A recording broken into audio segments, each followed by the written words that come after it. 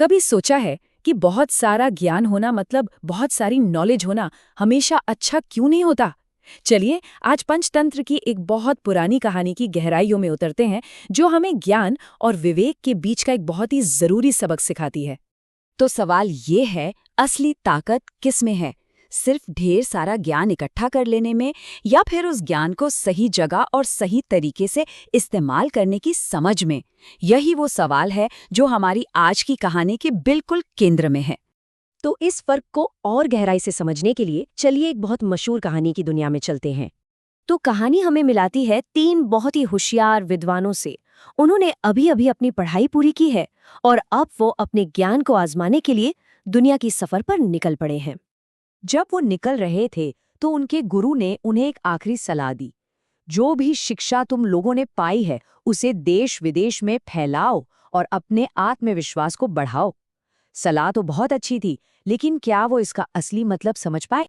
लेकिन इस कहानी में एक और किरदार है, एक चौथा साथी। अच्छा, उसके पास शायद किताबी ज्ञान कम था, पर उसमें प्रैक्टिकल समझ और सीखने की एक सच्ची लगन थी। उसने उन विद्वानों से पूछा कि क्या मैं भी साथ चल सकता हूँ? लेकिन देखिए उन विद्वानों का अहंकार। उन्होंने उसे साफ मना कर दिया। बोले, अगर तुम हमारे साथ चलोगे तो यह हमारी बेइज्जती होगी। तुम्हारे पास तो कोई किताबी ज्ञान भी नहीं है। यहाँ हमें उनके घमंड की पहली झलक मिल जाती है। तो यहाँ पर ना हमें दो तरह की सोच साफ साफ दिखती है। एक तरफ है ये विद्वान जिनके पास किताबी ज्ञान तो है पर साथ में अहंकार भी है, और दूसरी तरफ है उनका वो साथी जिसके पास प्रैक्टिकल समझ, विनम्रता और सबसे बढ़कर विवेक है। और ये फर्क बहुत अहम है, जैसा कि हम आगे देखेंगे। अब उनका सफर उन्हें ले जाता है एक घने जंगल में, जहां उनके किताबी ज्ञान की असली परीक्षा होने वाली थी। एक ऐसी परीक्षा जिसके लिए कोई भी किताब उन्हें तैयार नहीं कर सकती थी।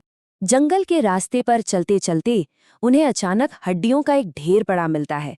वो इसे बस हड्डियां समझ रहे थे, लेकिन उन्हें ये नहीं पता था कि ये उनके ज्ञान और अहंकार की सबसे बड़ी चुनौती बनने वाली है। एक विद्वान अपने ज्ञान का दिखावा करने का मौका बिल्कुल नहीं छोड़ता। वो फौरन कहता है, अरे ये तो जंगल के राजा शेर की हड्डियां लगती हैं। और बस यहीं से उनके बीच खुद को बेहतर साबित करने की होड़ शुरू हो जाती है। अब इन विद्वानों का मकसद कुछ सीखना या किसी की मदद करना नहीं था।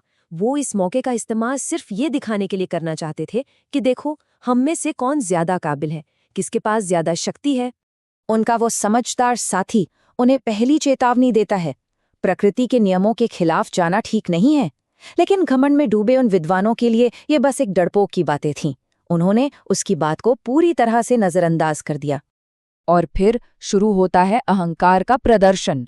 पहला विद्वान अपने मंत्रों से हड्डियों को जोड़कर एक कंकाल खड़ा कर देता है। दूसरा विद्वान उस कंकाल पर मांस और खाल चढ़ा देता है। और अब तीसरा विद्वान सबसे खतरनाक काम करने को तैयार है, उस बेजान शरीर में जान डालने को। माहौल में एक अजीब सा तनाव था। और अब कहानी आ पहुंचती है अपने सबसे खतरनाक मोड़ पर। तीसरा विद्वान उस शेर में जान डालने के लिए बिल्कुल तैयार है। ये पल ज्ञान के सबसे घातक दुरुपयोग का पल था। वो समझदार साथी एक आखिरी कोशिश करता है।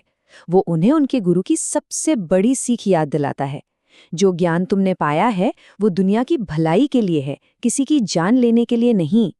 वो उन्हें समझाता है कि ऐसा करके वो अपने गुरु का ही अपमान कर रहे हैं। लेकिन अहंकार के आगे विवेक की कौन सुनता है? विद्वानों ने उसे डरपोक मूर्ख कहकर उसका मजाक उड़ाया। जब समझदारी की हर आवाज को अनसुना कर दिया गया तो उस दोस्त ने अपनी जान बचाने के लिए पास के एक पेड़ पर चढ़ जाना ही बेहतर समझा। और जैसे ही तीसरे विद्वान ने मंत्र फूका, शेर जिंदा हो गया और उसका पहला शिकार, जाहिर है, वही तीन विद्वान जो जमीन पर खड़े अपने जीत का जश्न मनाने ही वाले थे। कहानी का अंत भले ही दुखद हो, लेकिन इसकी सीख आज भी उतनी ही जरूरी है, शायद पहले से भी कहीं ज्यादा। चलिए समझते हैं कि असल में ये कहानी हमें सिखाती क्या है। कहानी हमें बहुत साफ साफ एक बात बताती है, सिर्फ किताबें पढ़ने से ही कोई बुद्धिमान नहीं बन जाता। असली ज्ञान का सबूत उसे सही ढंग से इस्तेमाल करने में है। यही वो गलती थी जिसकी कीमत उन तीन विद्वानों को अपनी जान देकर चुकानी पड़ी। तो फिर विवेक है क्या? इस कहानी के हिसाब से विवेक सिर्फ ये जानना नहीं है कि कोई काम कैसे करना है, बल्कि ये समझना है कि क्या वो काम करना भी चाहिए या नहीं। ये ज्ञान को दुनिया की भलाई के लिए इस्तेमाल करने की काबिलियत है। तो चलिए इस कहानी से मिले सबक को एक एक करके समझते हैं। पहला, विवेक के बिना ज्ञान खतरनाक है, बिल्कुल उस जिंदा हुए शेर की तरह। दूसरा, दिमागी घमंड इंसान को अंधा कर देता है। तीसरा, प्रैक्टिकल समझ यानी कॉमन सेंस किताबी ज्ञान जितनी ही जरूरी है। और सबसे आखिरी और जरूरी बात, ज्ञान का असली मकसद दुनिया का भला करना है, अपने अहंकार को बढ़ावा देना नहीं। और यहीं पर ये कहानी हमें एक बहुत बड़े सवाल के साथ छोड़ जाती है। आज की इस तेजी से बदलती दुनिया में हम ये शेर कहाँ बना रहे हैं? क्या ये हमारी बिना सोचे समझे बनाई गई टेक्नोलॉजी में है, या पर्यावरण को लेकर लिए गए हमारे फैसलों में? हम आखिर कहाँ पर ज्ञान का इस्तेमाल बिना विवेक के कर रहे हैं? ये सवाल हम सबके लिए है, सोचने वाली बात।